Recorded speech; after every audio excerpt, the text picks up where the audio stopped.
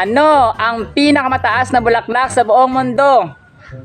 Titan Arum. Yay! Ang Titan Arum na may scientific name na Amorphophallus titanum ang may pinakamataas na bulaklak sa buong mundo. Ang cluster of flowers na napuproduce sa kanilang stem ay maabot ng more than 3 meters. And that's according sa Guinness World Records 2010 data. At guys, sa Rafflesia na pinakamalaking bulaklak sa buong mundo, ang Titan Arum po ay napakabaho kung kaya tinatawag nitong corpse flower.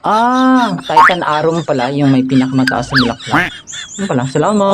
Food for our soul, Hebrews 10:36. Sabi dito, for you have need of endurance, so that after you have done the will of God, you may receive the promise. Sa Tagalog, kinakailangan kayo'y magtiis upang masunod ninyo ang kalooban ng Diyos at matanggap ninyo ang kanyang ipinangako. Hebrews 10:36. Mula rito sa Davao del Norte, yan ang konting kalamang dapat na alam mo.